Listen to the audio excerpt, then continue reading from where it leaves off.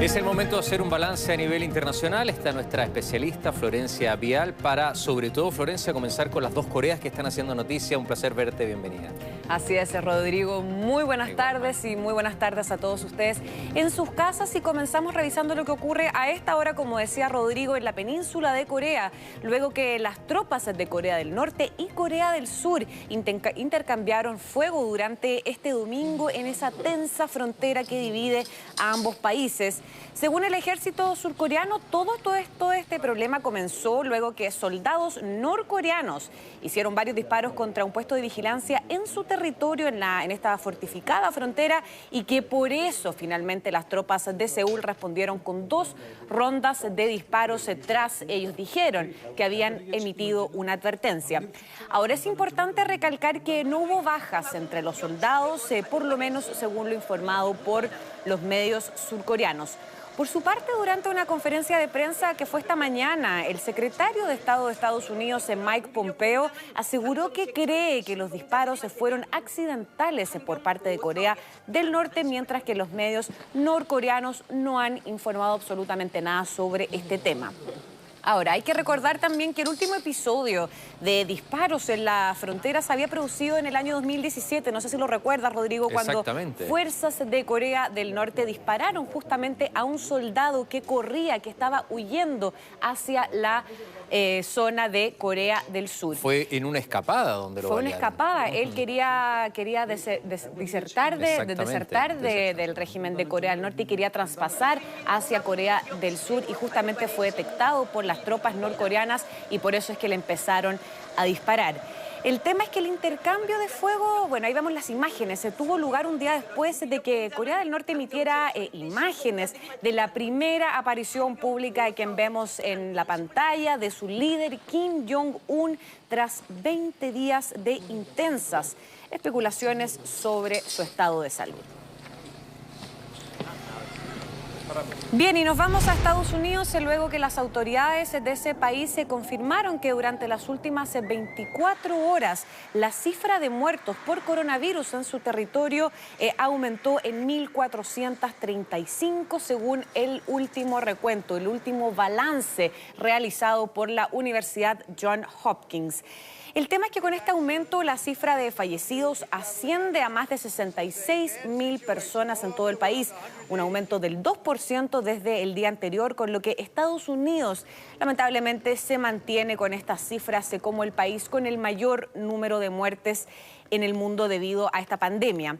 Ahora, el estado más afectado o con más muertes en el país es el estado de Nueva York, donde en las últimas 24 horas se registraron 280 nuevos fallecidos por el virus, una cifra que, según ahí lo veíamos en las imágenes, el gobernador de Nueva York, Andrew Cuomo, es ofensivamente alta, con lo que ya suman 18.909 fallecidos. Por otro lado, el secretario de Estado de Estados Unidos, Mike Pompeo, yo les mencionaba que realizó una conferencia de prensa durante esta mañana, pero tocó varios temas. Entre ellos, aseguró que hay una enorme cantidad de pruebas. En esto insiste el secretario de Estado, que hay una enorme cantidad de pruebas de que el virus se originó finalmente en un laboratorio en Wuhan, en China, que recordemos es la ciudad epicentro de este virus. De hecho, el secretario de Estado reiteró la acusación contra Beijing, aunque se negó a decir finalmente si es que creía o no que el virus había sido liberado de manera intencional o había sido finalmente una accidente. Bien, y nos vamos ahora a Rusia, luego que las autoridades de ese país confirmaron que durante las últimas 24 horas se han registrado más de 10.600 casos de contagio de coronavirus en su territorio. Se trata de la cifra más alta de contagios en un solo día, con lo que el total de infectados en ese país superó, escuchen bien, los 134.000 según las autoridades de salud rusas. Ahora, de acuerdo a las estadísticas oficiales, en las últimas 24 horas se registraron 58 fallecidos, elevando a 1.280 las víctimas fatales causadas por la pandemia en el territorio ruso. Si bien en la última jornada se registró como yo les mencionaba, una cifra récord de casos de contagio, que es un 8,3% más, los decesos, eso sí, prácticamente no aumentaron. El tema es que los contagios registrados se han duplicado en los últimos 10 días, mientras que en ese mismo periodo se cuadruplicó el número de pacientes recuperados, que ya son más de 16.000 en todo ese país. Acá hay que recordar, ahí veíamos justamente unas imágenes de que la ciudad de Moscú, con sus más de 12,6 millones de habitantes, es el principal foco de infección del país, con más de la mitad de los casos confirmados y de los fallecidos, es decir, 68.606 y 729 respectivamente. Bien, y ahora nos vamos a Brasil, luego que el exministro de Justicia de ese país, el ex juez Sergio Moro, tuvo que declarar durante este sábado durante 8 horas en el marco de la investigación contra el presidente de ese país, Jair Bolsonaro. Con esto, de alguna manera, la investigación autorizada por el Tribunal Supremo contra el mandatario por, dejémoslo en claro, sospechas de interferencia políticamente en la Policía Federal, dio un primer paso, podríamos decir, y un importante paso también, donde el ex juez Sergio Moro respondió ante la Superintendencia de la Policía Federal de Curitiba por las graves acusaciones, ahí lo vemos, que lanzó contra el jefe de Estado de Brasil. Hay que recordar que Moro renunció hace una semana y 2 días tras conocer la decisión de Jair Bolsonaro de destituir al director de la Policía Federal, Mauricio Vallejo, un hombre, por cierto, que es de suma confianza de Sergio Moro, y eso sí, las salidas del director de la Policía Federal se mantienen todavía desconocidas a nivel público.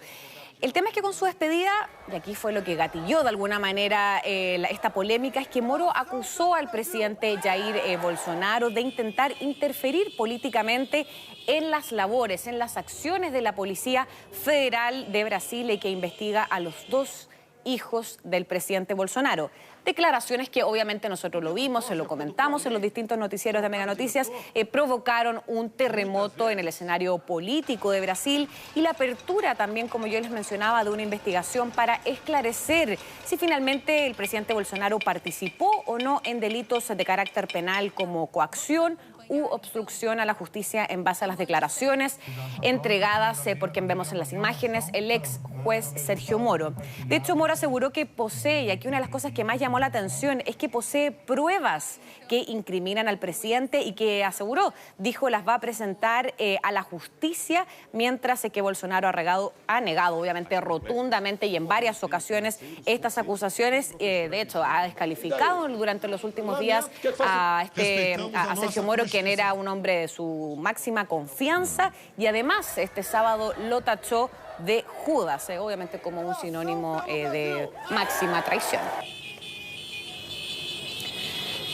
Bien, y terminamos este bloque internacional en el Reino Unido, luego que el primer ministro de ese país, ahí lo vemos en las imágenes, Boris Johnson, reveló en un diario británico que debido a que su estado de salud empeoró por coronavirus a principios del mes de abril, el gobierno británico se vio obligado, escuchen bien, a diseñar un plan de contingencia, podríamos decirlo, para afrontar su posible muerte.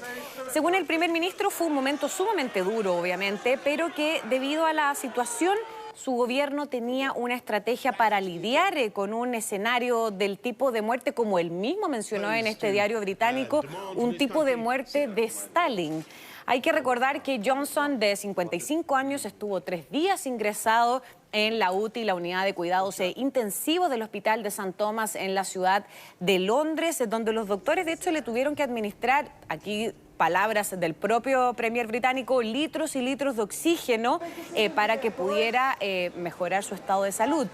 De hecho, durante la entrevista, que por cierto es la primera que entrega desde que salió del hospital el pasado 12 de abril, Johnson aseguró que en los primeros momentos no reconocía la gravedad de su estado de salud y que él, de hecho, se negaba a ir al hospital.